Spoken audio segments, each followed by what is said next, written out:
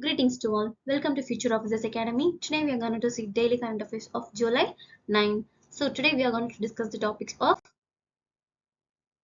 hurdles in importing diamonds pose a quantum block to research ambition, which comes under GS2 as well as GS3 under governance and science and technology.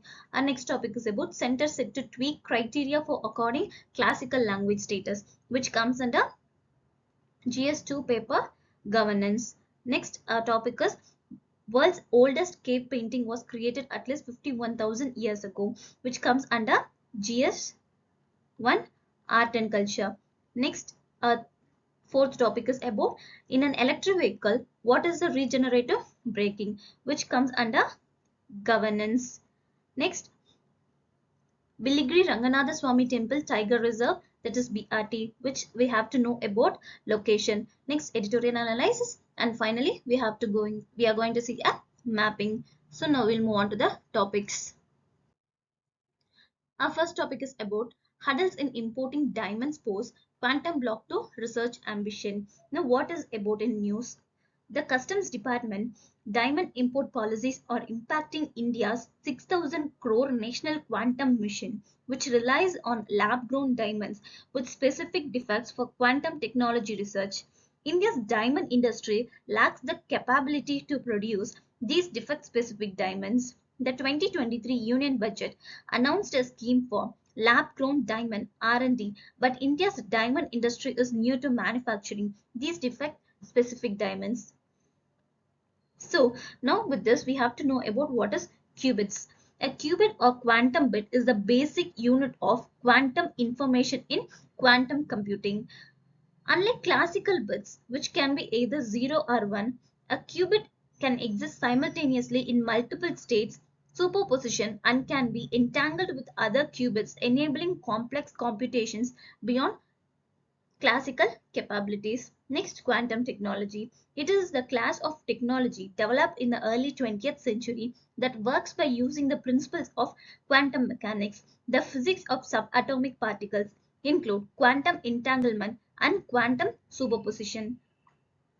Hence, it is based on phenomena exhibited by microscopic particles like photons, electrons, atoms, and etc., which are quite distinct from the way normal macroscopic objects behave. As behavior of these microscopic particles can be described by classical physics based on Newton mechanics. Consequently, quantum mechanics came into picture. Next, quantum technology and in India. Professor Satyendranath Bose, Sir Chandrasekhar Venkataraman, and Professor Meghnad Shah are some of the stalwart Indian scientists that have contributed in the field of quantum technology.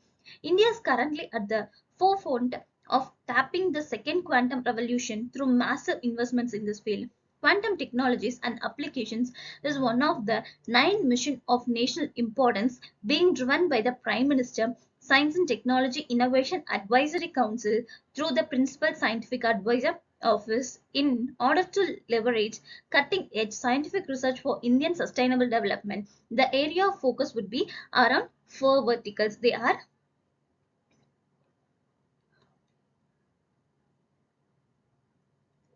quantum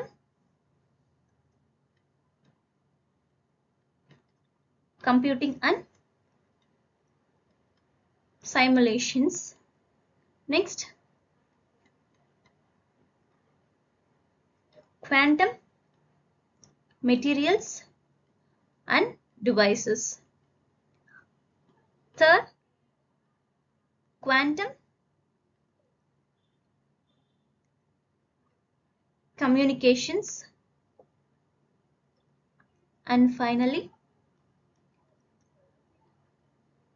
quantum sensor and metrology. So these are all the 4 verticals. Next, to address the above 4 verticals, the Union Budget 2022-21 proposed to spend 8,000 crore on newly launched National Mission on Quantum Technologies and Applications, that is NMQTA.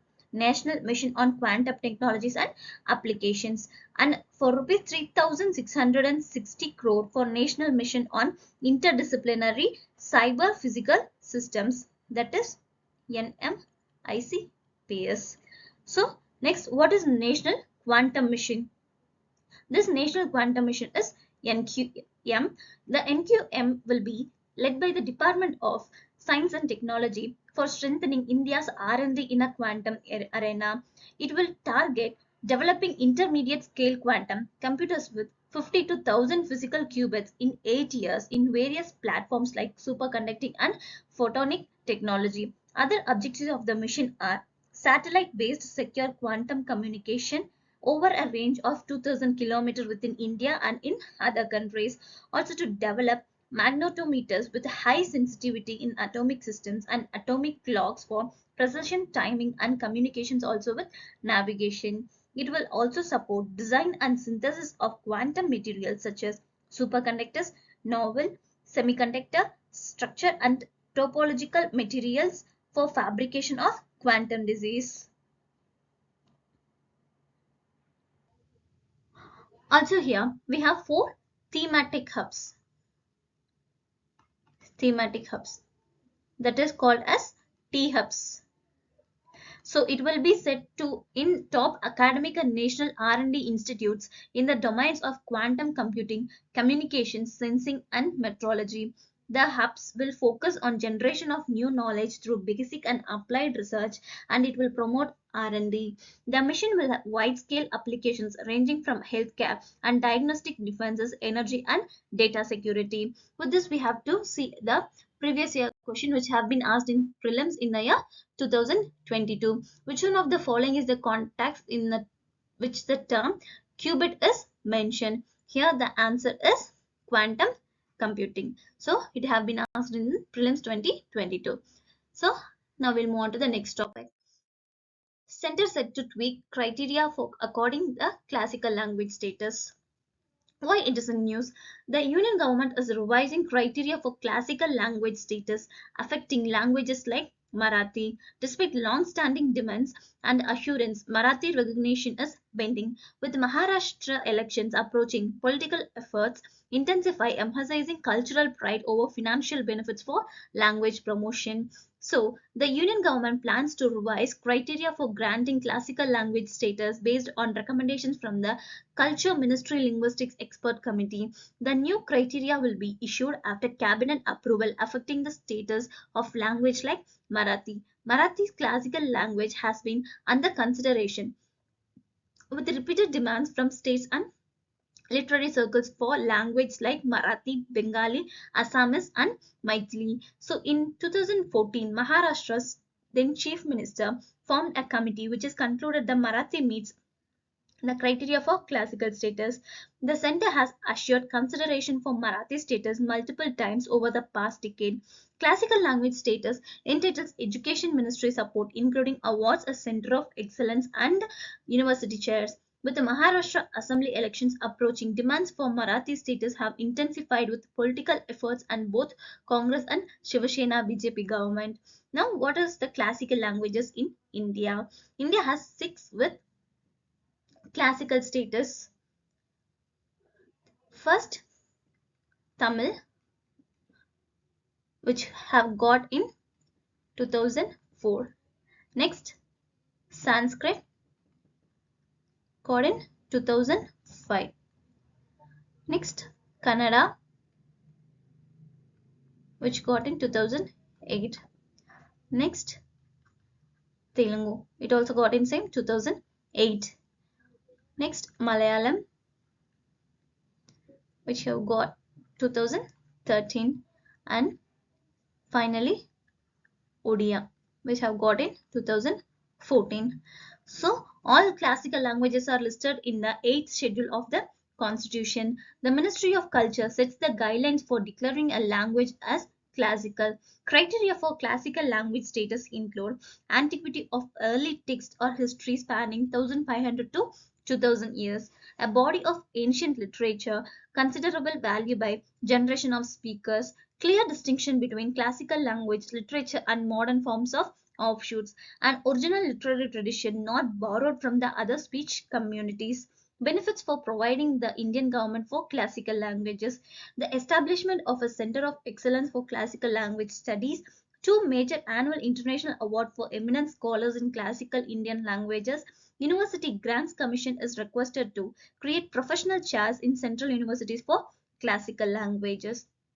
So with this, we have to discuss about the previous year question paper which have been asked in 2015. Which one of the following was given a classical language status recently, which was asked in 2015? So the answer is Odia.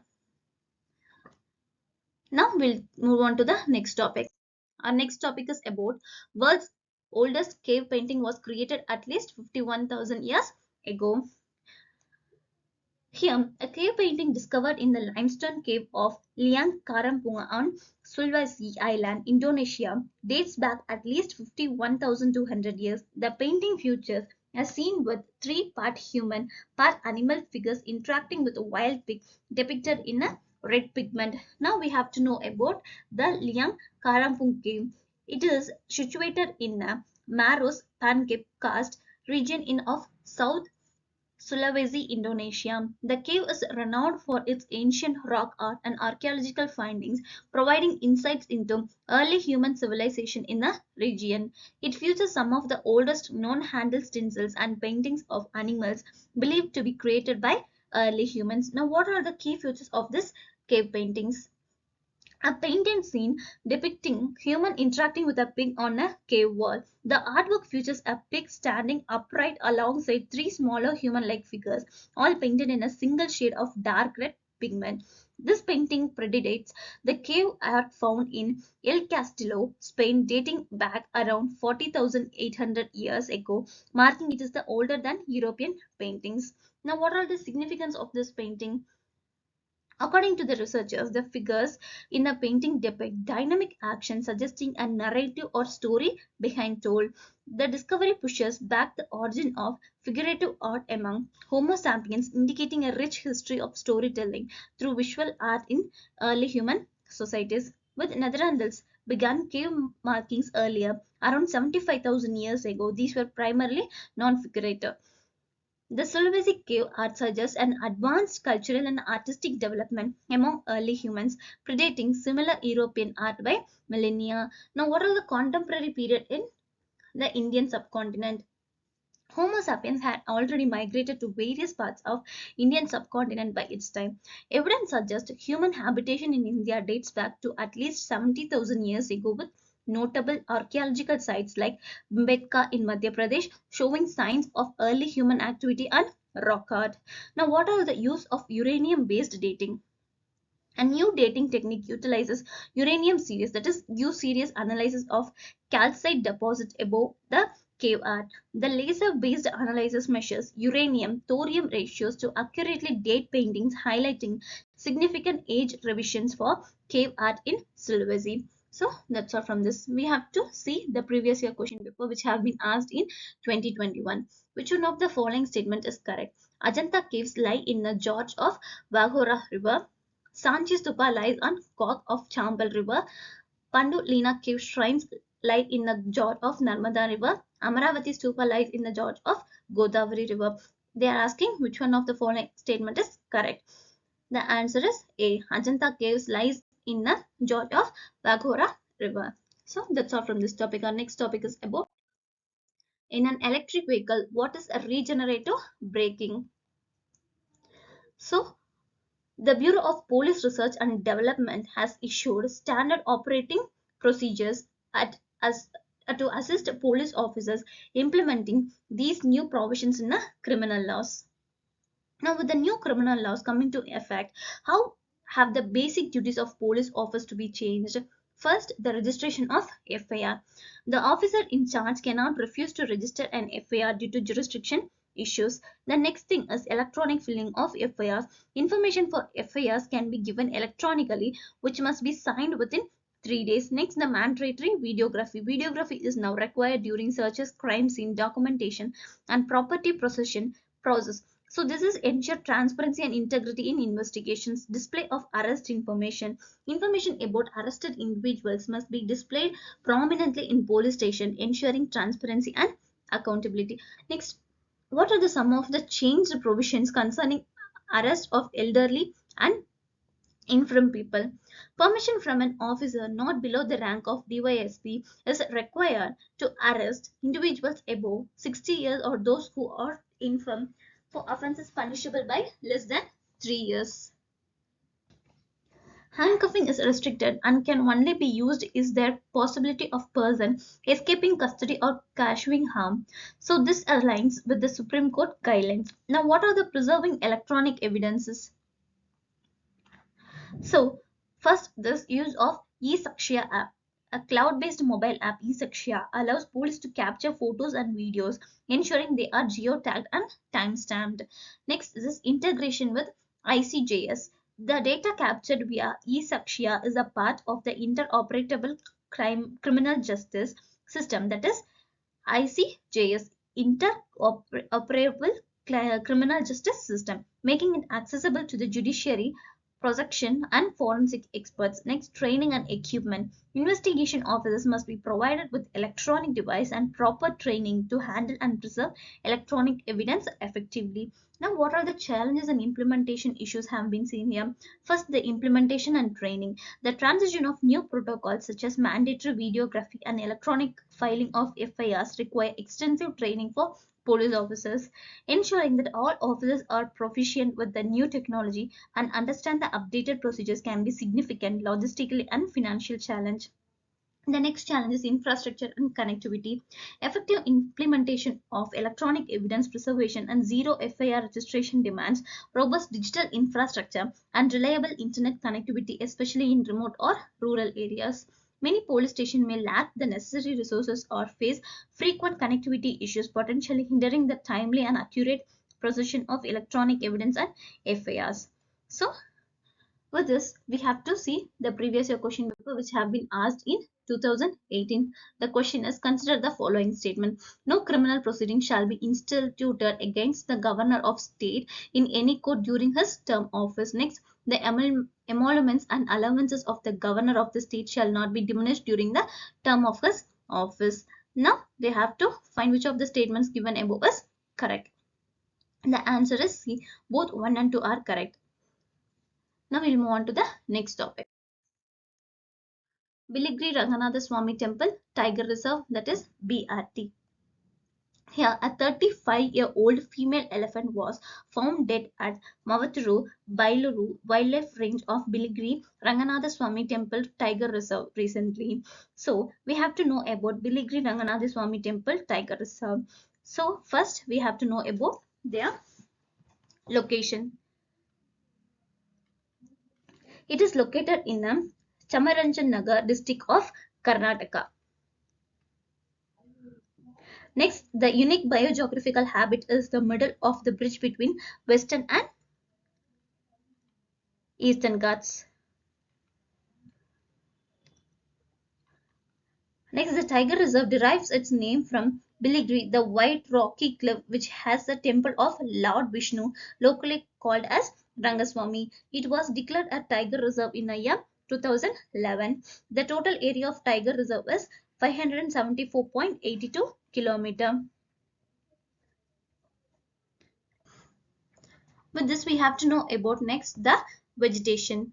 First, we have saw about the location. Now we have to see about vegetation. Here, the forests of BRT Tiger Reserve are principally of dry deciduous type and interspersed with moist deciduous, semi-evergreen, evergreen, and shola patches occurring at varying altitudes. Next, about flora. So, the major species include Anogeaceous latifolia,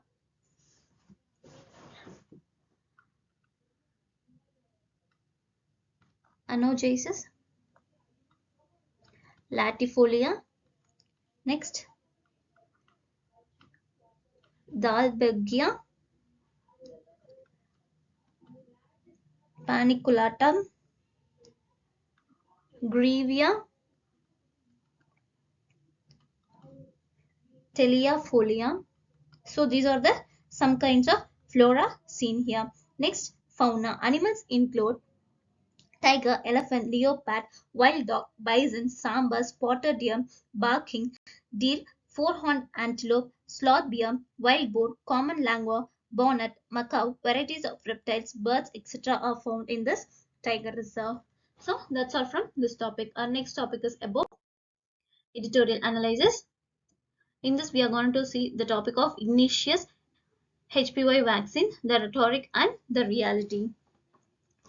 First, the controversy over HPV vaccination in India questions its efficacy in preventing cervical cancer amidst declining global trends. The introduction of the Ignatius cervix by the Serum Institute of India highlights delays due to global patent regimes, pricing challenges, and concerns over equitable access to healthcare solutions. Now, what are the overview of HPV vaccinations debate in India? Recent discussions in India highlight uncertainties regarding the efficacy of HPV vaccination in preventing cervical cancer, as not all HPV strains are definitely linked to cancer. Here, both Indian population based on cancer registers and the International Agency for Research on Cancer have noted declining cervical cancer rates in India and globally, irrespective of vaccination efforts. Now, what are the development introduction of HPV? So, the introduction of Servac.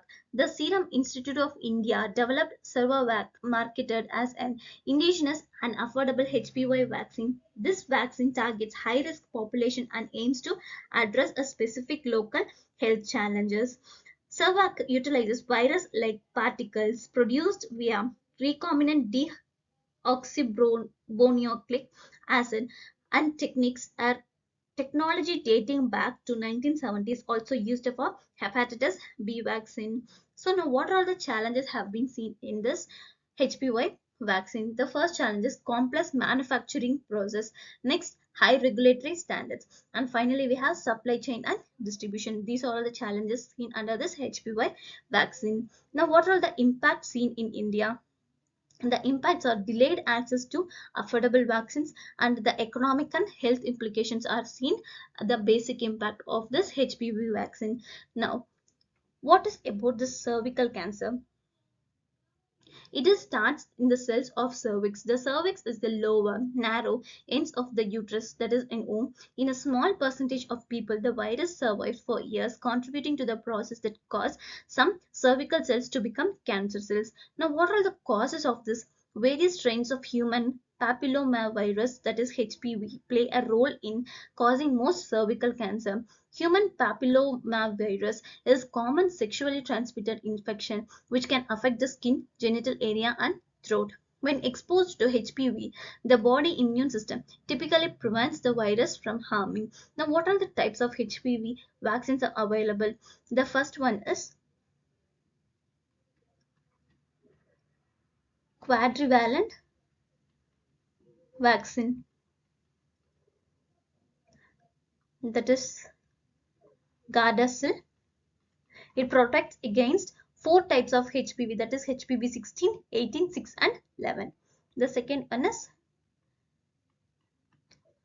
bivalent vaccine, that is for cervix. It protects against HPV 16 and 18 only. Next is non-valent vaccine, that is Gardasil 9. It protects against 9 strains of HPV. So these are all about the cervical cancer. Next, finally, we saw the mapping. In mapping today, we are going to see the important lakes in India. A lake is a body of surface water bordered on all sides by land. Lakes will take water from rivers or function as a source of water, since rivers will act as an outlet or inlet to them. Lakes may be found in variety of settings, including hilly areas, plains, plateaus, rift zones, and so on. Some lakes are generated by action of glaciers and ice sheets, while others are formed by wind, river movement, and human activity. Lakes are used for a variety of purposes, including drinking water, irrigation, navigation, water storage, livelihood, fishing, for example, and influence on microclimate. There are several sorts of lakes that may be classed depending on variety of factors. These include freshwater lake, saltwater lake, next natural lake,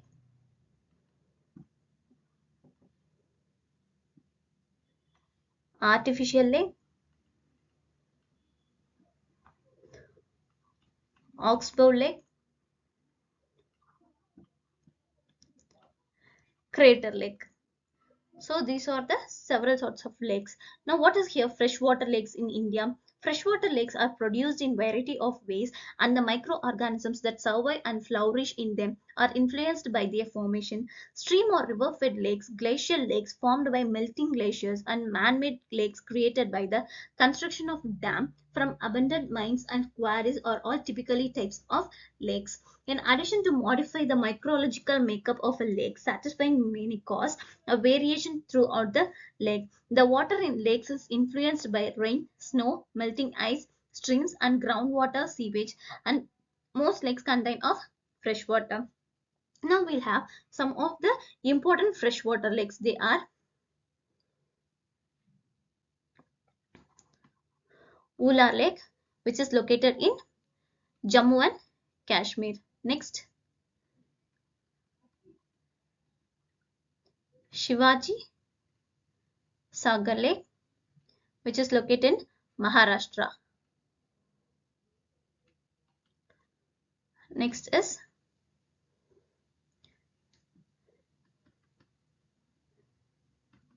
Indra Sagar Lake, which is located in Madhya Pradesh.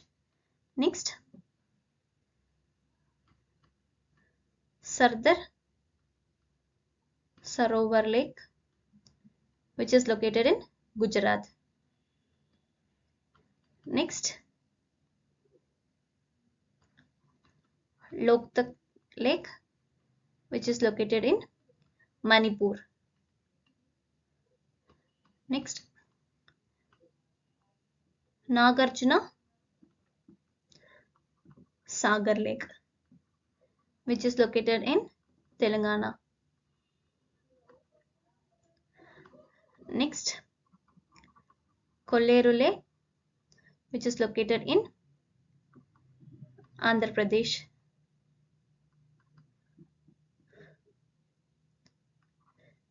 Next, Gobind Sagar Lake, which is located in Himachal Pradesh. Next, Debar Lake, which is located in Rajasthan. Kanwar Lake, which is located in Bihar. So these are all the important freshwater lakes seen in India. So that's all from our today's topic. To read this document, you can visit our website. Our website link have been provided in the description. To get more daily current affairs videos, follow our YouTube channel, also our Telegram channel. Thank you.